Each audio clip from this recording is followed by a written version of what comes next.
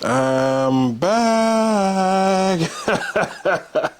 Hey everybody, Carolina Panthers season is fast approaching and they're looking for a different turnaround from the 2024 campaign. You're in the right place. We're here to talk about the first 4 games. Why there is a golden opportunity at hand.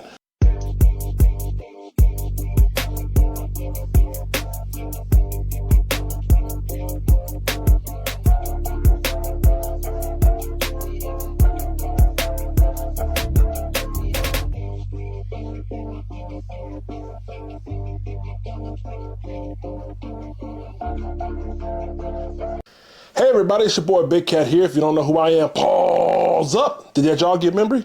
I didn't think so. This is the very first episode of the brand new channel, brand new 1995 The Roar. All things Carolina Panthers. If you're new to the channel, all I ask is not a cash app, but hit the like button, share, subscribe, where we talk about all things Panther football related. Today's main topic is weeks 1 through 4. While the Panthers have a golden opportunity, what can you expect, breakout players, all that info and more. With that being said, we're here to go to our first segment of the day, the first roar. Today's first roar takes us down to Jacksonville, where we're going to introduce each team in the first 4 weeks of the season, and then we'll take a deeper dive on the next segment. The Jaguars are a familiar team, almost a mirror-splitting image. A team with a promising quarterback, and a key player that you should look out for is Trevor Lawrence, a guy who's been in the league about 5+ years, only had 22 wins against 38 losses, 69 touchdowns, and 46 interceptions. A Jekyll and Hyde kind of performance. He's a veteran with a bright upside, but major inconsistency. He's coming off an AC shoulder joint injury, so he'll probably be a pitch count this offseason when it comes to preseason training camp, stuff like that. But this has had to be a big game for him. On the flip side of the ball here, we're talking about key matchup with J.C. Horn, a guy who's coming off his best season, a Pro Bowl year, might I add, and a $100 million man because of it. With that being said, J.C. Horn prior to the last year has had a lot of injury issues. It's not the question whether he can play, it's whether he can stay healthy. He's going to have his hand full against Brian Thomas Jr. week 1. I don't know if he'll travel, but when he do line up against him, I expect for it to make for some good football. PFF has him ranked as the 25th best cornerback in the league as of right now. So week 1 could be fireworks in Jacksonville. Week 2 takes us down into the desert where the Arizona Cardinals look to get revenge on the Carolina Panthers. If you guys don't remember, they were knocked away from the playoffs because of the Carolina Panthers. So I'm expecting a tad bit of revenge. And the key player for me to look out for is Marvin Harrison Jr., a guy who had a phenomenal campaign his rookie year, over 885 yards and 8 touchdowns. He'll be looking to add on that. So it could cause some problem if him and Kyler Murray can get on the same page. Key player to look out for the Carolina Panthers week 2 is Chuba Hubbard. Chuba Hubbard ran all over the Arizona Cardinals last year, and I think that could be a repeat showing. Chuba's coming off his best year, I believe over 1,100 yards rushing, 43 receptions, and also 10 touchdowns. He's also another wealthy man who just got a, I think, $33 million extension. And you're facing a pretty favorable Cardinals defense, ranked one of the bottom 3rd teams in the league against the run. I think they're going to lean heavy on the run game this year. That's why they have brought in 2 backs, Rico Dotto being one of them. And I'm expecting for Chuba Hubbard to repeat that performance early in the desert. Week 3 takes us back home in Carolina, where we see a familiar foe in the Atlanta Falcons. And my key player to watch for, Michael Penix Jr. That's right, guy who played in 5 starts last year, taking over for Kirk Cousins, threw for 775 yards, 3 touchdowns against 3 interceptions. And I got to tell you, man, this game is going to be fun. If you don't remember last year, towards the end of the season, in a meaningless game, there was a shootout in Atlanta. And I think it could be the same way in Carolina. This guy has a bright upside, and this team is going to only go as far as Michael Penix carries them, okay? Guy who was pretty much a joke when he got drafted because of his injury history and also his older age has people inspired down here in Atlanta. I got to tell you that. A-Town, baby. But will it be enough on the road in Charlotte? Week 3's key player for the Carolina Panthers sees us with none other than Bryce Young, a guy who a lot of people believe this is his year. This will be the year that he breaks out. And I got to tell you, man, he got a tough task at home against the Atlanta Falcons. You're talking about a motivated Jalen Walker, somebody that they passed up on because of his size and arm length. And you're also talking about James Pierce, a former edge rusher from Tennessee who people believe that was a top 10 pick. They have Jesse Bates on the other side of the ball and a bunch of other people. They did lose Grady Jarrett, but my point is this. Bryce Young is going to have his hands full, and that offensive line, we're going to see whether or not they can hold up against this newly looked defense. This will be a game where Bryce Young will be asked to pass that ball down the field. You got a favorable matchup in one of the worst passing ranked defenses in the league. Although at some point in the middle of the season last year, they were ranked, I think, right outside the top 10, but the bottom fell out. So this is a game where Bryce, can he repeat the showing that he did in Atlanta, or will this be another tough lesson? Week 4 takes us in the home of champions in Foxborough, the Patriots and Drake May, who's a key player to watch for. A guy who threw for over 2,200 yards, 15 touchdowns, and 10 interceptions. He reunites with Josh McDaniels, who's coming on as the OC, and former Patriots legend Mike Vrabel as the head coach. I think this guy could be headed for a breakout year, okay? If you guys know him from UNC college days, he has a big arm, a lot of talent, tends to make a lot of mistakes. I think he can apply pressure to this Panthers defense if they're humming. It all depends on how they take the approach with Drake May, whether they try to make him air it out, whether they try to establish his run, set up play action. But he is a guy where if he can get going with Stephon Diggs, could be hard to stop. And last but not least, our Week 4 primetime player will be Derrick Brown, a guy who's coming off an injury, $96 million man, a lot of money put in a 6-year vet here. And I'm expecting for him to have a big game. You're going up against the New England Patriots, who allowed for 2.5 seconds time in the pocket on 28% dropback, the 31st ranked pass blocking defense in the league. I'm expecting for this to be all kind of chaos for Drake May. Although there's a big upside, if Derrick Brown, who does have help now from friends in Bobby Brown and Travell Wharton, I'm expecting for Derrick Brown to have another impact on this game. And that's it for your first roar. Now let's take a deeper dive in our next segment when it comes to the CAT scan. Let's start today's CAT scan off with a deeper look inside today's matchup. Week 1, Jacksonville Jaguars, Carolina Panthers. If you look on your screen here, here's the offensive output from last year. You got the Jacksonville Jaguars total of 28, ranking 28 overall in total yards, 28th in passing yards, 19th in rushing yards, 26th in points per game, and 25th in giveaways. They turned it over a lot here. When it comes to the Panthers, total yards 27th, 27th in passing, 5th in rushing, 23rd in points per game, 19th in turnovers or giveaways here, which pretty much says that both of these teams are really mediocre when it comes to the offensive output from last year. Taking a look at the Jaguars' defensive output for 2024 campaign, total yards they allowed was 28th. They ranked 27th in points. And also passing yards allowed, they ranked 29th. And rushing yards 26th at 132.6 yards on the ground per game. Another subpar performance from both sides of the ball. I don't want to put the horse before the carriage, but it's not much better for the Carolina Panthers last year on the defensive side of the ball. You have the 32nd ranked team when it comes to total yards allowed, over 400.5 yards. 32nd in points allowed, 23rd when it comes to passing yards allowed, and 32nd in rushing yard allowed. Talking about two subpar teams that's probably going to lead to a really either poor showing or maybe they have done enough to improve. Let's take a look at what Jaguars did during this offseason as far as to better this team. They end up signing Dyami Brown, wide receiver from the Washington Commanders, former UNC product, at the wide receiver role.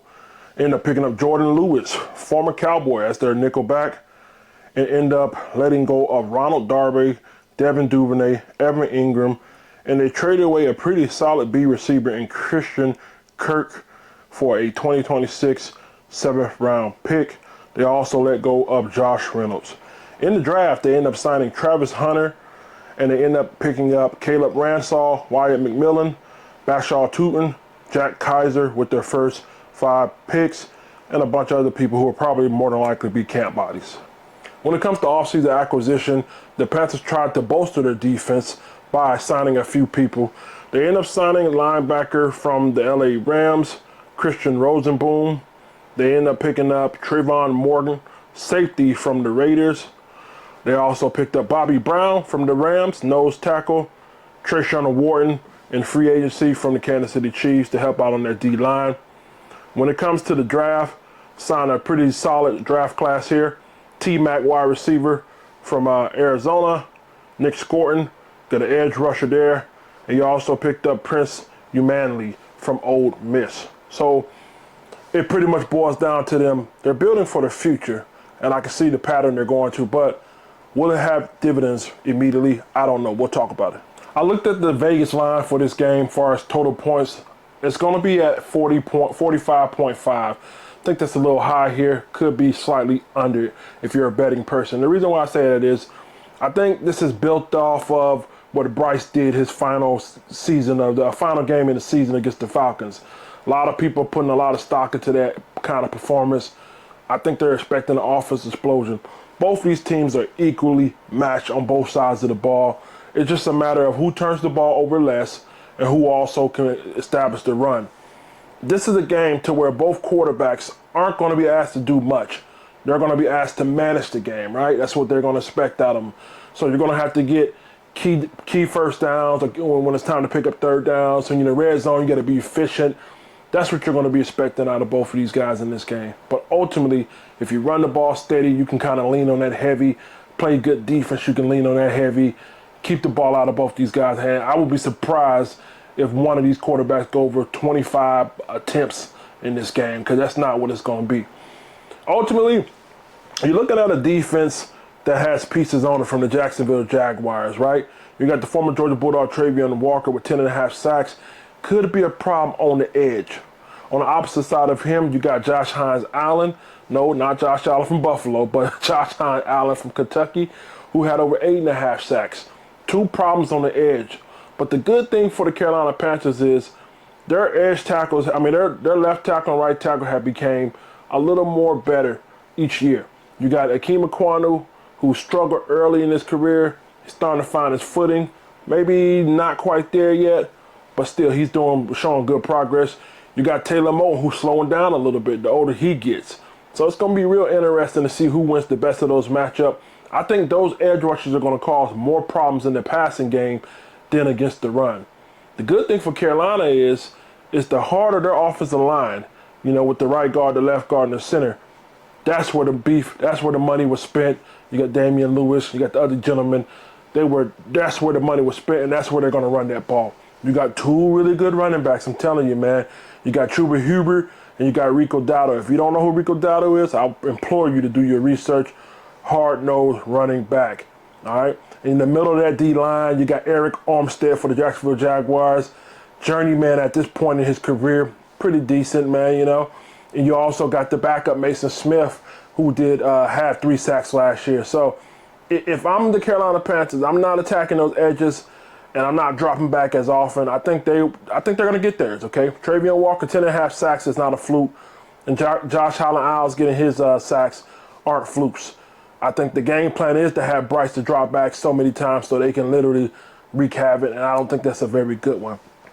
Ultimately, what it comes down to is, can Bryce make those critical throws on third downs to keep the chain moving? Can he be efficient? But I think they're going to lean heavy. I think they're going to lean heavy on these running backs, and I don't think the Jaguars' defense is built to stop it. Chuba Hubbard's coming off of his best performance last year over 1,100 yards, and you got Rico Dowdle, who's motivated off a 1-year contract and has showed you some tremendous success in this league. And I think ultimately the offense, I have to give the edge to the Panthers. When it comes to the Jaguars' offensive output, I don't expect much. Outside of Bryant Thomas Jr., it's going to be a rough selling. I don't trust Trevor Lawrence just as much as I don't trust Bryce Young, okay? Both of these quarterbacks are Jekyll and Hyde. Both of these quarterbacks are walking turnovers. But they're also both quarterbacks that can shock you with a surprising performance. So you don't know what you're going to get. The only thing you do know what you're going to get is inconsistency. You just don't know which side of the bed they're going to wake up on. Brian Thomas Jr. more than likely is going to encounter an insurgent when it comes to J.C. Horn, the seatbelt god himself. I think he will give him a hard time. Ultimately, you're not stopping him. He's going to get his, but who cares if he has 100 yards receiving and they end up losing, right? So I think he does just enough to kind of buffer that. When it comes to Travis Hunter, good kid, fun guy from Georgia, from Colorado, grew up in Georgia. But look, ultimately, Travis Hunter is a project. I want you to understand that. A project is somebody that's going to show flashes here. I expect for him possibly to have a pick in this game. You know, maybe even score a touchdown. I'm more so leaning on the pick than I say touchdown here. But he has a lot to learn on both sides of the ball. This ain't Colorado. You're not going up against Colorado State or North Dakota State. You're going up against professionals, right? So ultimately, I think he's going to get his. He'll have some spurt plays, some big plays here and there. But as far as this game, week 1, I'm not expecting a whole lot outside of maybe a pick and maybe a couple big-time catches and then probably a quiet game for the rest of the game. The problem is the Jacksonville Jaguars can't run the ball. Travis Etienne is a walking letdown. I personally put money on him when I play parlays and stuff like that. He's just not who he is. I have more faith in Tank Bigsby, the backup running back, than Travis Etienne. I'm sorry. So with this improved defensive line for the Carolina Panthers, I think they will show up. I don't know to the magnitude, but they will definitely show up. And I think it's going to make it to the point to where Travis is going to have to drop back and throw that ball. And ultimately, I think they're going to have an interception. I think we're going to have an interception or he calls a turnover, and that could be the difference in this game. With that being said, from both sides of the ball, when I look at Bryce Young, and I kind of feel like he's going to be a game manager here, he may even throw a pick 6. I really got this game favored heavy in the Carolina Panthers. I think the interior offensive line, the game plan is to run it up that gut. The wide receivers on the outside, I think they're young. Don't expect too much out of T-Mac and Xavier Legette right off the back initially. I think they're still young. You know, they're still going to find their way. Ultimately, game manager style, turnover from Bryce, turnover from Trevor Lawrence. The benefactor is the running game for the Panthers. Being able to keep it steady, I think, leads to points, right? So although we give up points, we're going to put up some points too. I think the Panthers win 24-17. I think you get 2 touchdowns on the ground. You get 1 out of Chuba Hubbard. You get 1 out of Rico Dowdle. And let's throw a touchdown to Xavier Legette, all right? So that's 21 points. Kick a field goal, that's 24. When it comes to the Jacksonville Jaguar, I think Brian Thomas Jr. is going to get his regardless. That's 7 points. I think Bryce Young either throws a pick 6, or just leads to some kind of score. That's 14. Then they get a field goal trying to keep it close. 17-24 Carolina Panthers. 2 really bad teams. 2 teams with a promising upside. 2 teams that's going to have to make a decision on their quarterback based off this 2025 campaign. But ultimately, the Panthers on the road, I think this is a win. Week 2, the Carolina Panthers are feeling good. Back off a fresh win in Jacksonville. They're on the road in the desert to take on the Arizona Cardinals. The Arizona Cardinals last year had a total offensive ranking of 11th, with a 21st passing overall ranking, also with a 7th overall rushing. In points per game, they were 12th and 16th in giveaways. They bested the Carolina Panthers in every category except rushing yards. It looks like these guys were on the brink of making the playoff, but if you remember last year, the Carolina Panthers had something to say about it and eliminated the Cardinals. A similar theme occurred when it comes to the defensive side of the ball for the Arizona Cardinals. They were ranked 15th in points allowed, 15th in total yards allowed, 15th in passing yards allowed, 15th in rushing yards allowed, and they were ranked 20th when it comes to takeaways. They're pretty much a middle-of-the-road team on both sides of the ball when it comes to defense and offensive performance. When it comes to offseason acquisitions by the Arizona Cardinals, they made some key signings in free agency, including the big splash one, which is Josh Sweat, former Super Bowl champion and Philadelphia Eagle, Dalvin Thompson, former Cleveland Brown and Minnesota Vikings.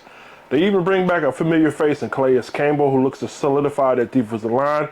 They even extended Trey McBride with a $76 million deal, who looks to continue to capitalize on his performances. This team, when it comes to the NFL draft, did a heck of a job here. They went up and got defensive tackle from Ole Miss by the name of Walter Nolan, a guy coming out of college who used to play for the Texas A&M, but finished his last season with Ole Miss, had 6.5 sacks. They doubled down and probably got one of the biggest steals in the draft, if you ask me. Will Johnson from Michigan at cornerback. This guy was once seen to be a top 10 or even a first-round pick. Ended up snagging him, followed by a few other players, Jordan Birch out of Oregon, Cody Simon, Denzel Burkhead, with a few other players. What does all this mean for week 2? Well, like I said earlier, man, this is a rematch of last year's playoff elimination game. The only difference is they're at home. I like the Arizona Cardinals and what they've done. If you ask me, I think they've done enough to kind of have the edge when they're going into this game here. Believe it or not, both of these guys were in the shootout. Bryce Young and Kyler Murray, I believe it was late in the season, 36-30. The funny thing about it is neither one of these quarterbacks passed for more than 215 yards. If I told you both teams were in the shootout and none of the quarterback threw for 215, you'd probably laugh at me. Well, get to laughing. With that being said, I think the formula is simple for both sides of the ball. You know, James Conner ran all over the Carolina Panthers, and Chuba Hubbard returned the favor as well. I think we caught the Arizona Cardinals late in the season after they took a lot of battles and a lot of tough games. And sometimes teams just, you know, they may get off to a hot start or they may ride a wave, and then at the end of the season, it just kind of collapses. And that's what happened to them. If you ask me, I think the Cardinals have the home field advantage. If you look at what they did to that D-line, Walter Nolan, you got Dalvin Thompson, you got Josh Sweat. That's the teeth of their defense in a 4-3, right? So you got Austin Corbett as the center for the Carolina Panthers. You got Damian Lewis, and you got our other right guard as well. I mean, it's going to be strength on strength. And I got to tell you, man, if you can't run the ball against the Arizona Cardinals, I think you're putting the ball in Bryce Young's hand. Now, the Cardinals did a good job upgrading their secondary. They still got Budda Baker there. Now you got Will Johnson. If it wasn't for his injuries, probably would have been a first-round pick. And that's pretty much it. They got a mediocre linebacking core. And you also bring back a veteran in Calais Campbell to help out with their D-line. Will the Panthers wide receivers step up? Step up, you know what I mean? I'm not really high on them yet. I think they're young. I think they're inexperienced. Xavier Legette is probably the biggest upside or has the shortest learning curve because he's already been in this system, right? T-Mac has to learn the system. So with that being said, if this becomes a game where you have to throw the ball, Bryce is probably more likely going to lead on Adam Thielen and also Hunter Renfrow. And maybe some tight end action there. Maybe a lot of passes out the backfield. What you don't want to do against Arizona is get in a shootout. A lot of people believe that Kyler Murray and Bryce Young are the same quarterback. No, that's a disrespectful thing. You should be put in jail if you believe that. Kyler Murray is more of an improvisation quarterback. He feels the game, and he makes plays based off of how you play him. Bryce Young is a cerebral quarterback. He tries to think his way through things, and that has its ups and it has its downs. But when it comes to just sure athleticism, improvisation, and playmaking ability, that goes to Kyler Murray. With that being said, have the Panthers did enough on the defensive line to contain Kyler Murray? Look, it's one of those toss-up things. I think they have gotten better. I think they're going to try to continue to run the ball at the teeth of this defense. And I don't see us stopping James Conner. But I think the biggest threat to the Carolina Panthers in this game is Trey McBride. Our linebacking core outside of DJ Wonnum is fairly young. DJ Wonnum, and you got Rosenboom there, and you got Jossie Jewell. So those are some old heads. I don't see us stopping Trey McBride in this game. I think up the seam, across the middle of the field, is really a coin toss if you ask me. But I think Trey McBride has the advantage. Last year did a good job of containing Marvin Harrison Jr. He's going to have his hand full with J.C. Horn, and J.C. Horn is going to be likewise. So I think that kind of X's each other out. I'm not sure why they didn't make a move for a second wide receiver because they really need one more receiver to kind of push them over the hump. With all that being said, if you ask me, I've given a nod to the Arizona Cardinals in this game. I think Arizona is going to be able to run that ball, and they're going to be able to run it efficiently. And you're going to have to put the ball in Bryce Young's hand. Because we caught them at the end of last year, I think they were a little worn down. The war of attrition had kind of got to them. They're kind of worn down. We got them early in this year. And I think that earliness, that freshness is going to allow for them to have the nod at home. Continue to run the ball, take advantage of the tight end, put the ball in Bryce Young's hand. Good things don't necessarily happen with Bryce Young all the time. This young, inexperienced receiving core is going to have its lumps and bumps. Adam Thielen may make a few plays here. Even the kid from Holy Cross, I think he's going to have some plays. Hunter Renfrow, a lot of passes out the backfield. I look at this D-line, I think they've done enough to kind of neutralize us here. And ultimately, the Cardinals will best the Carolina Panthers here. But, again, anything can happen here. I think we got lucky last year, kind of let the bird off the let the bird off the hook, I guess. So, ultimately, I'm giving a nod to Arizona. The Panthers take their first L. Carolina Panthers return home after a 1-1 split with the Jaguars and the Arizona Cardinals. They found a familiar foe waiting on them in the Atlanta Falcons. If you guys don't remember, they faced off last year in a meaningless game downtown Atlanta in which the Panthers bested them in a shootout. Will it be the same outcome? Well, let's take a look at what our opponent has done since then. In free agency, they ended up signing big former University of Georgia Bulldog Leonard Floyd to a 1-year deal. Picked up Mike Hughes, former Carolina Panther Keith Taylor headlines their free agent class. They also extended left tackle Jake Matthews to a $45 million deal, Liam Combs as well. And they also released Grady Jarrett, who was a big staple in that, not only just in that locker room, but in that community as well. If you ask me about the draft class they had, it was headlined by Jalen Walker, former Georgia Bulldog, and James Pierce. You literally got 2 first-round talent edge rushers. So that lets me know their mindset is to bolster that defense along with some other players as well. If you're talking about what they did last year when it comes to their outcome, total offense last year, they ranked 6th. Passing yards, they ranked 7th. When it comes to running the ball with Bijan Robinson and Tyler Algier, 10th. And points per game, they ranked 13th. So pretty potent offense here. I don't expect a drop-off. On the opposite side of the ball, the defense wasn't quite as good. They ended up ranking 30th overall in total defense. They ranked 23rd in points. They allowed over 24 points a game to opponents. 22nd in passing yards. The one bright spot being they ranked 11th in rushing defense. Last time these two teams faced off, they ended up combining for over 500 passing yards between Bryce Young, Michael Penix, and also over 5 touchdowns. Will both these teams turn around and have that same offensive output? It's highly unlikely. If you look at the Falcons, I think they did a good job when it comes to fixing that D-line, picking up 2 first-round potential talent in Pierce and Jalen Walker. They did lose Grady Jarrett, I will say that, but you replace that with Leonard Floyd. You got David Onyemata, and you got Ruka Kuro from former Clemson Tiger. When it comes to the secondary, you got A.J. Terrell, Jesse Bates, headlining that. So I think the key for the Carolina Panthers is to kind of run that ball right up that middle. Grady Jarrett is no longer there, and our strength is within our guard and center combination. So I'm expecting for our 2-headed monster, Enrico Dotto and Chuba Hubbard, to take full advantage. Bryce Young has a big task ahead of him. And again, it's really predicated on how fast these receivers come up to speed. You know, I don't think the Falcons done enough to fix that secondary. I don't think they've done enough. Yes, Bates is still there. A.J. Terrell's still there. But ultimately, man, I think it's not as intimidating as most people would like it to be. The biggest thing the Atlanta Falcons have going for them is really their outside rushers. You got Morgan Fox, former Carolina Panther, L.A. Ram, and you also got Leonard Floyd, followed by the 2 gentlemen I mentioned earlier when it comes to Walker and Pierce. So I think they're gearing up to really get pressure on the quarterback. I should see a lot of packages in which they're rotated in, and we'll see how effective that is. But when it comes to the interior of that defensive line, look, I can't sit here and lie, act like they're going to stop anything. They did rank 11th in run defense, so, you know, but that was with Grady Jarrett. So they do know how to stop the run, and I think now it's more so focusing on the pass. If Bryce has to drop back, I think he's going to face a way more pressure than he did last go around. So it's a matter of, can they protect?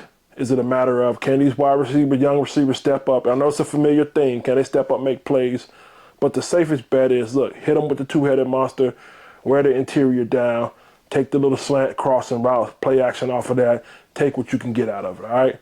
Coming out here, it's not going to be another shootout for Carolina. The last game these 2 guys played, the Falcons ended up running for over 170 rushing yards with Bijan Robinson. And Michael Penix had over 251 passing yards and 2 touchdowns. But that was out without Darnell Mooney, man. So Darnell Mooney has a wide receiver 1 capability. He didn't play last game. We got cooked by Drake London and Kadarius Hodges and Ray McCloud. Darnell Mooney, who has a talent separation between Ray McCloud and Kadarius Hodges, may present a little more challenges here. I don't think we're slow down Bijan Robinson. Bijan Robinson is a special elite talent on the ground and catching out the backfield here. Although we have the home field advantage, I still think it's going to be a chance to stop those guys along with Mooney. Could Mooney be locked up by Michael Jackson? I don't know. Michael Jackson's a cornerback who has shown some potential, man, but, I'm just not ready to buy in on that. Okay. Do we hold home serve advantage? Man, this is tough. I'm going to say I don't think so. I don't think so, man. I think they return the favor with another L, a revenge game sort of atmosphere. I think it's going to be a fun one. I think Bryce has to put the ball in the air. And when he does, early in the season, I don't think it's going to go well. I mean, it's a familiar opponent. They know your tendencies, you know what I mean? And I think they're going to best you. I think this upgraded pass rush from the Atlanta Falcons will be the real deal. If this was a game probably later mid-season, maybe I have a different prediction here. But I honestly think the Falcons pass rush will be the difference. Michael Penix in that offense, I mean, as long as Bijan Robinson is cooking, that play action is going to be effective. Kyle Pitts, he's a coin toss. Some people call him a bust. I definitely can see that. Some people feel like, he just waited on the perfect quarterback. Maybe that could be it too. But ultimately, the pass rushers are different. The edge rushers on the Falcons probably get the best of our tackles. Keem McQuanu, who has definitely made some strides, will be getting cooked this game. Taylor Moen, who's our Rock of Gibraltar, will have his hand full. He's slowing down a bit. You know what I mean? If we can establish the run the ball, you know what I mean? Maybe we got a chance here. But ultimately, I think turnovers, rush the pocket, speeding up your time in the throw leads to the Panthers to get their second loss. Not quite the start we wanted. Headed into week 4, going into the New England Patriots, the home of the champions. You're facing Drake May and newly head coach Mike Vrabel, and a familiar face in Josh McDaniels when it comes to offensive coordinator. Last year, the Patriots ranked 29th overall when it comes to total yardage, only averaging about 298 yards per game. When it comes to passing yardage, they were ranked 30th out of 32 teams at 196 a clip. When it comes to rushing the ball, they ranked 14th. They did average about 119 a game. And when it comes to giveaway, they tied for the 5th worst between the Browns, the Titans, and the Colts at 28th. The defensive side of the ball, the Patriots ranked 22nd out of 32 teams when it comes to points allowed. They also were one of the worst teams when it comes to 29th in passing defense allowed. Rushing defense, they also were at the bottom. Offseason upgrades for this team include head coach Mike Vrabel coming back, former player, now is the head coach. They bring in Josh McDaniels, offensive coordinator as well. Key defensive signings they stole from the Philadelphia Eagles and also the Carolina Panthers and Milton Williams, $104 million edge rusher there, followed by Harold Landry, Robert Spillane, former Raiders, former Buccaneers Carl Davis, and also Marcus Epps, safety from the Raiders. They beat up the offensive line by bringing in right tackle Moses Morgan and center Garrett Bradbury, and quarterback depth Joshua Dobbs. They end up signing wide receiver Mac Hollins, Stephon Diggs to help out with Drake May's development. They end up losing David Andrews, big blow right there for that center position. They end up trading Joe Milton for a 5th-round pick this year, I believe. When it comes to this rookie class, probably one of the best signings they made was left tackle out of LSU, Will Campbell, followed by another running back in Trayvon Henderson, Ohio State product, Kyle Williams from Washington State, wide receiver, that headlined that class. On paper, this matchup looks fairly easy, right? But I gotta say, the Patriots are a big sleeper team. It's really about the development of Drake May. How far can he go? Honestly, I think they did a lot to help him out. They brought in Will Smith from LSU. You picked up wide receiver Stephon Diggs. And you picked up another running back in Trayvon Henderson to go with Ramondre Stevenson.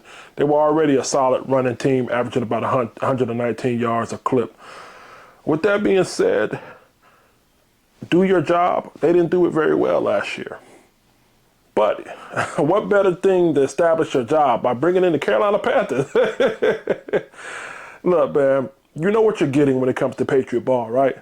If you look at how this team is built to play defense, built not to turn it over, and they're built to take advantage of opportunities here. I think with this defensive upgrade, you got Milton Williams, who's no slouch himself. Again, another Super Bowl winning Philadelphia Eagle gets paid. I think he's going to be there to make some plays for them on the edge. Harold Landry, gritty kind of linebacker, Christian Ellis, Robert Spillane, all these Raiders, tough mentality, kind of Patriot blue-collar, athletes. These guys aren't superstar studs that's going to blow you away. They're just guys that's going to come in and do their job. Even on the back end, you got Jabril Peppers, not to mention one of the best cornerbacks in the game, Christian Gonzalez, somebody who I actually wanted the Panthers to draft. Ultimately, I see this game really coming down to offensive output. You got Drake May here, and you also got Stephon Diggs. What's that chemistry look like? They also beefed up the offensive line with Bradbury, Moses, and Will Campbell. Is that enough? Is that enough? I don't know. I don't necessarily trust Drake May, just like he was in college. He was very finicky. He has a big upside, man. I really kind of hope it works from a football standpoint. Not as a fan, but I'm a fan of the Panthers. But as a football standpoint, I think it does good to see that Patriot team come back. On the road, the Panthers have another tough one in a tough environment. Good cornerback, hard-nosed blue-collar defense. This is really going to come to who can establish that run game, who's going to establish the passing game, who's going to not turn the ball over. Drake May has a good matchup with Stephon Diggs and J.C. Horn, so more than likely you're going to be looking elsewhere to try to get that ball off. And unfortunately for Drake May, I mean, you got Mac Hollins, you got Hunter Henry, and you got Demario Douglas. Both of those guys, all three of those guys, I mean, in their mid. I think the Panthers, they may not necessarily be where I want them to be, but they've done enough to lock up Demario Douglas, you know what I mean, or lock up Hunter Henry, right? Real person now, I'm really nervous of Stephon Diggs. But, you know, J.C. Horn is a guy who's very handsy, very aggressive. If you get inside Diggs' head, you know, it's night-night for Diggs, right? Diggs going to be one of them cry and pout, stuff like that. Now, can this run game, when they brought in the Ohio State running back and Ramondre Stevenson, pretty good run game, will this defensive line step up and actually stop somebody on the ground? And I think that's TBD, to be determined, man, but I definitely think they're built for it. This reconstructed offensive line that they got with Will Smith, Morgan Moses, and a few other guys up here, I mean, it's nice, you know what I mean? But that offensive line was one of the worst when it comes to pass rush. This is the game where you see the Nick Scortons, you're going to see the Percy Manley, the DJ Wanhams. You should see a heavy load of blitzing from that linebacking core. And, you know, and along with Derek Brown, you know what I mean, and Bobby Brown and Trayvon Wharton, you're going to see these guys control that line of scrimmage, followed by blitzes coming from our linebackers. Our cornerbacks are going to do a decent job. I think we're going to rattle Drake May in New England, unfortunately, man. Will Smith probably is the best offensive tackle on paper, but he still has a learning curve. Ultimately, I think it's a tight defensive struggle. You know, I don't necessarily see Bryce best in this defense either, right? So I believe that the Panthers pick up their win here, okay? On paper, Drake May does seem to have a little bit of advantage being at home and upgraded offensive line, but our offensive line is no slouch either. As long as we don't have to drop back 100 times a game with Bryce, just make him a game manager. I know it seems like I'm hard on Bryce, but I'm not. I'm just true about who he is, okay? A lot of people believe that he's overcome his demons from last year. I doubt that highly. That's why we were ranked 27 overall.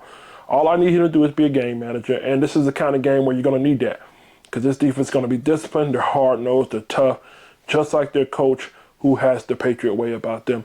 Low-scoring game, tough physical game. We try to establish the run. I think we're going to wear them down a little bit. Bryce will have to make a few throws. Ultimately, Drake May is getting rattled in this game. He still has a learning curve himself.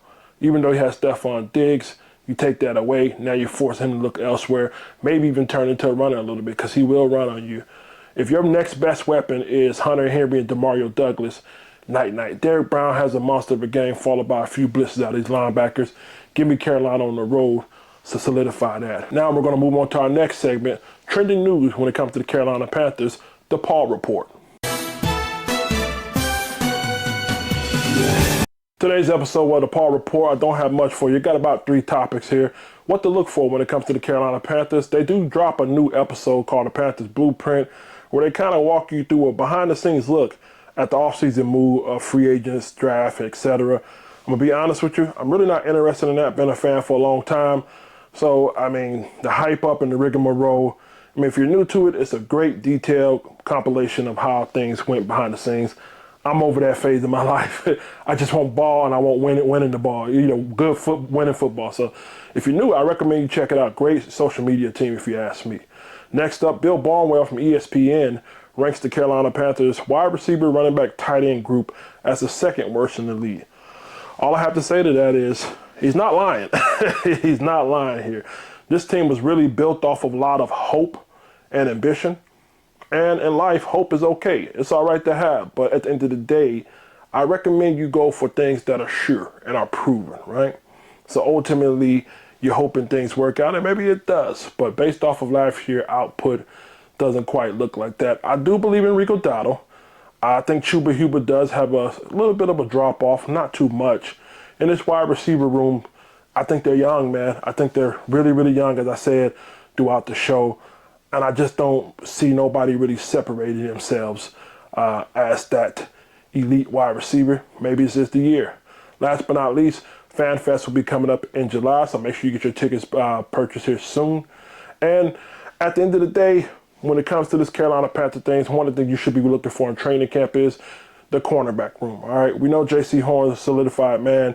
You got Mike Jackson, who I guess is our second best cornerback. You know, we did have the kid from Buffalo after 1 year. It didn't work out. You know, we dropped him, so not necessarily sold on him. You know what I mean? But ultimately, you know, who takes that next step in that wide receiver room and that cornerback room when it comes to training camp? That's it for today's edition of the Paul Report. Let's give you our final remarks with the last growl. Hey, listen, man, today was a fun day. Thank you guys for tuning in to 1995 The Roar. Here's my last growl, man. Make sure you subscribe. Make sure you tell a friend, share. We on the come up, baby. We headed to the right place, right? Here's my thing. The first 4 games of the season has immense opportunities. And it's not the fact that our opponent is overwhelmingly or immensely talented than us. It's more so about the growth and development of the Carolina Panthers. Not only from the player standpoint, but from the coaching standpoint as well. Will it be enough to start off to an undefeated start? I definitely think the talent and potential is there. But ultimately, football is not played on paper, it's played on the field. So never mind my takes or never mind the quote-unquote expert takes. It's all down to the Carolina Panthers. But ultimately, I see the Panthers starting off to a split start. Jacksonville win, loss in Arizona. I think they lose at home against the Falcons. Pick up a dub against the New England Patriots. Get in the comment section. Tell me what you think about these takes. Tell me what you think about the new platform, Outlook. Do you like it? Try to do a little more thorough, all right? If you want to become a 95er, right? So if you subscribe to my channel, we call you 95ers. Want to be a 95er? Subscribe to the channel, like, share. And yeah, get ready for the season, man. Until next time, second edition, man. Pause up. You're tuned into 95 The Roar. Restoring the roar from the Carolina Panthers. All things Carolina.